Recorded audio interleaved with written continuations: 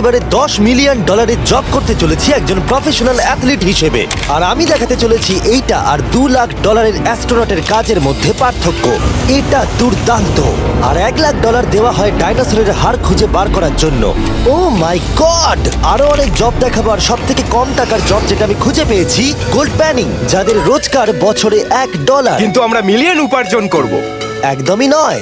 Basically gold প্যানাররা এটার মধ্যে প্রথমে মাটি দেয়, তারপর জলের মধ্যে এটাকে নাড়াচাড়া করে, তার ফলে গোল্ড ফিল্টার্ড হয়ে নিচে পড়ে যায়। কিন্তু এটা সহজ নয়, কারণ 5 ঘন্টা খোঁজার পরেও আমি সত্যি বলতে কিছুই পাইনি। ও বয়েস, আমি গোল্ড পেয়েছি। এই ছোট্ট জিনিসটার মূল্য কত হবে? এটা হবে 2 সেন্ট। আমি এটাই বলতে চেয়েছিলাম। সারা বছর এই কাজটা করে তুমি মাত্র $1 রোজগার করবে, কিন্তু সৌভাগ্যবশত আমরা সেই জব করতে চলেছি যেটা করে বছরে $10 মিলিয়ন রোজগার করা যায়। কিন্তু প্রথমে দেখা যাক যে কাজ করে মানুষ বছরে $1 লাখ রোজগার করতে পারে। মিউজিয়ামের জন্য ডাইনোসরের বোন খুঁড়ে বার করা। আর হ্যাঁ, এগুলো ফেক, কারণ ওদের অস্তিত্ব আর নেই। এটা হলো আমাদের কাজ করার জায়গা। এগুলো কি সত্যি ডাইনোসরের বোন? হ্যাঁ একদম। আমি এখানে 17 সত্যি? বছর ধরে রয়েছি, আর আমি আমার ক্যারিয়ারে যত ধরনের বোন দেখেছি তার মধ্যে এটা সব থেকে বড়। এটা হলো থাই বোন, এই যে এখানকার। আর এটা 4 ফুট লম্বা। উদাহরণ হিসেবে এই যে একটা ডাইনোসর, তার সমান হলো 6টা কালকে ওপরে ওপরে দাঁড় করিয়ে দেওয়া। আমার হাইট 6'5". এগুলি মূলত মিনি জ্যাক হ্যামার। এই তো ভালোই করছো। ওর কোনো আইডিয়াই নেই ও কি হ্যাঁ, করছে। ওর কোনো আইডিয়াই নেই। আশ্চর্যের বিষয় হলো এটা করতে গিয়ে আমরা ভয় পেয়ে যাচ্ছিলাম। উপস। একটু সাবধানে। কাজটা একটু এগোতে আমাদের 5 ঘন্টা সময় কেটে গেল। তারপরে এক্সপার্টের সাহায্য নিয়ে আমরা কাজটাকে মোটামুটি এগোতে পারলাম। আমার গোটা ক্যারিয়ারে দেখা এটা হলো সব থেকে বড় একটা বোন। আর তুমি চাও এটাকে আমি আর কাল টাচ করি? একদম। যদি আমরা এটাকে খারাপ করে দিই? যশ, এটার ওয়েট কত হবে? মোটামুটি 2250 পাউন্ড? হ্যাঁ। এর ওজন তো নোলানের মায়ের 10 ভাগের 1 ভাগ। ও মাই গড, এটা তো দারুণ। এখন যেহেতু এই হাটটা এতটাই প্রাচীন, তাই আমরা এটাকে তোলার আগে ভালো করে সংরক্ষণ করলাম, না হলে এটা দুটুকরো হয়ে ভেঙে যেত। আশা করবো তোলার সময় এটা ভেঙে যাবে না। 1 2 3 Three. খুব ভালো। এদিকটা নিয়ে এসো। খুব ভালো। এই প্রথমবার কোনো মানুষ এটাকে বয়ে নিয়ে যাচ্ছে। একজন ইউটিউবার ডাইনোসর বোন নিয়ে যাচ্ছে। টেবিলের সামনেটা নিয়ে চলো। ঠিক আছে। 1 2 চলো। এটা খুব ভালো। কাল তোমার হাতটা দেখবে। বিশ্বাস করবে কিনা জানি না, কিন্তু এই ডাইনোসর বোনটা তার জায়গা খুঁজে নিল একটা মিউজিয়ামে। আর যেহেতু মিউজিয়াম খুবই বোরিং হয়, তাই আমরা চলে গেলাম $2 লাখ জবে, নাসাতে অ্যাস্ট্রোনট ট্রেনিং। আর আমার প্রথম মিশন হলো একটা অফিসিয়াল লুনার রোভার চালানো। এটা নিশ্চয়ই একদিন চাঁদে থাকবে। হ্যাঁ, এটাতে করেই একদিন আমরা চাঁদে ঘুরে বেড়াবো। ওরা আমাকে কেন এটা চালাতে দিল? দরজাটা খোলো। আমি এটাকে কি করে চালাবো? ওই স্টিকটাকে সামনের দিকে করো। এক্ষুনি? হ্যাঁ, করো, সামনের দিকে করো। অন্য কেউ চালাও, ও আমাদের মেরে ফেলবে। আমার ভয় লাগছে। হ্যাঁ, ঠিক হচ্ছে। ও, এটা তো দারুণ। চলো এবং টুইস্ট করো। ডান দিকে? ডান দিকে বা বাঁ দিকে, যেদিকে খুশি করতে ও মাই পারো। গড, ওখানে তো কার আছে? এটা কি রাস্তায় চালানো লিগাল?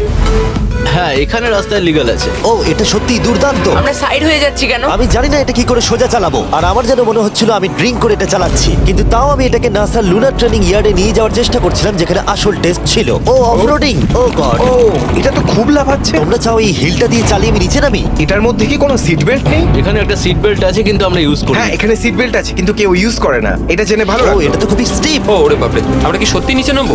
আমার সিট বেল্ট চাই এক্ষুনি। ও মাই গড। দাঁড়াও, আমরা হিল থেকে সাইড হয়ে থামাও, নামছি। থামাও ঠিক আছে, গাড়িটাকে। ঠিক আছে, তোমার হাতটা তুলে নাও যাতে ওরা দেখে আমি চালাচ্ছি।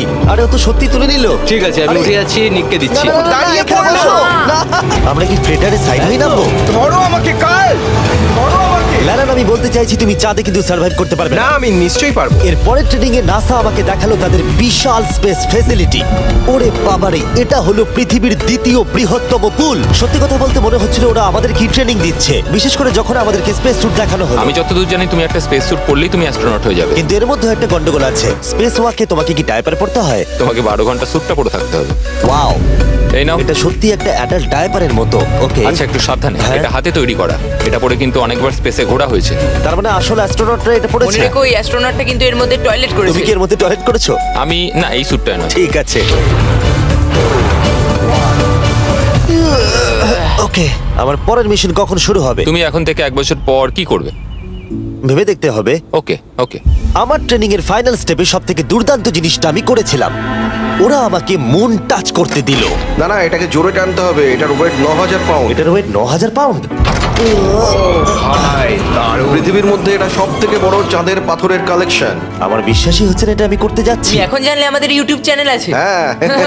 ও মাই গড, এগুলো সোজা মুন থেকে নিয়ে আসা হয়েছে। তুমি আমাকে এটা ছুঁতে দেবে, তার কত পার্সেন্ট চার্জ আছে? 0। গতকাল আমরা একটা ডাইনোসরের ফসিল খুঁজে বার করেছি, তাই আমি এই বিষয়ে এক্সপার্ট। আমি এটা টাচ করি। না।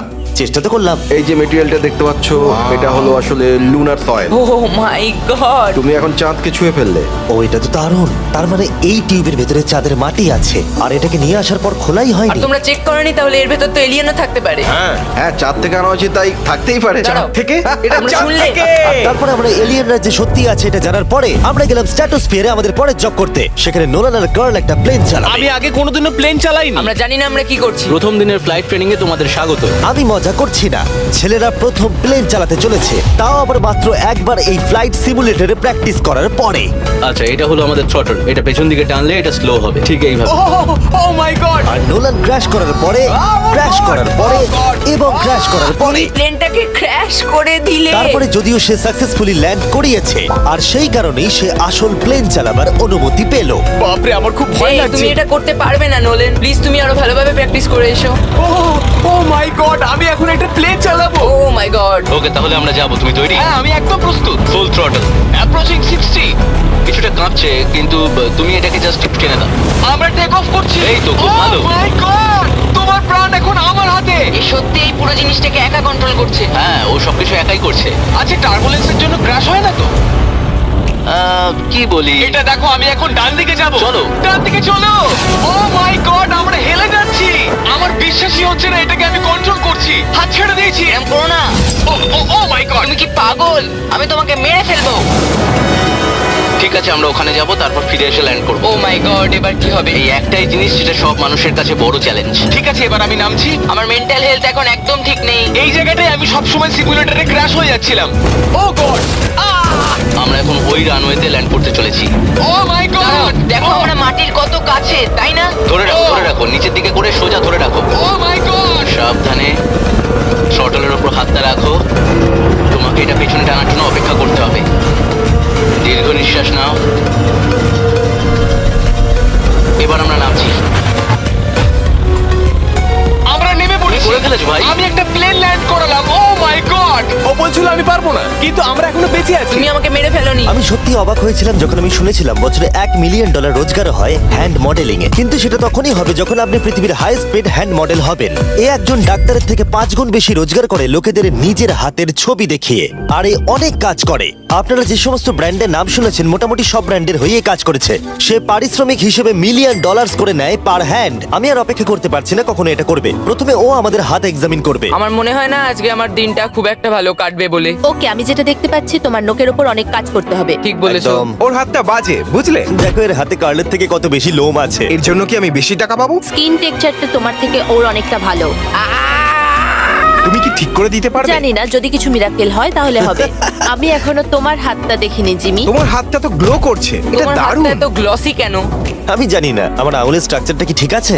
হ্যাঁ, এগুলো তো বেশ ভালো, কিন্তু এখানে একটু সমস্যা আছে, স্কিন সমস্যা আছে, কিন্তু এগুলো ঠিক করা যাবে। আমাদের হাতের উপরে অনেক কাজ করতে হবে, তারপর আমরা শুটের জন্য তৈরি হয়ে যাব, যেটা আমার আর কার্লের জন্য খুবই ইজি ছিল, কিন্তু লেজারের জন্য অতটাও নয়। ও গড। ভাই এই লোমগুলো দিয়ে তুমি দারুণ জিনিস বানাতে পারবে। এই চুলগুলো আমার সঙ্গে সারা জীবন ছিল, কিন্তু চাইলেই এর সাহায্যে $1 মিলিয়ন উপার্জন করতে পারো। আর এখন যেহেতু আমার হাত আগের মতো নেই, তাই আমরা একটা ম্যাগাজিনের জন্য মডেল হতে পারলাম। এই ছবিগুলো সারা আমেরিকায় বিলবোর্ডেতে দেখানো হবে এই ওয়াচগুলো প্রমোট করার জন্য। এটা কিন্তু খুব কঠিন। হ্যাঁ, আর বেশি চাপ নিও না। ওকে, মানে ঘড়িটাকে দেখতে ভালো লাগছে। সত্যি কথা বলতে আমি ভেবেছিলাম এটা ইজি হবে, কিন্তু আমরা সত্যি খুবই বিচ্ছিরি ভাবে এটা করলাম। মনে হচ্ছে যেন কোনো সাপ এই ঘড়িটা পড়ে আছে। ভাই এটা খুবই শক্ত। তুমি একবার করবে, এটার সাথে পার্থক্য দেখবো। ও কি দুর্দান্ত। তোমার হাত নড়েনি তাই প্রোডাক্টটা দারুণ দেখা যাচ্ছে।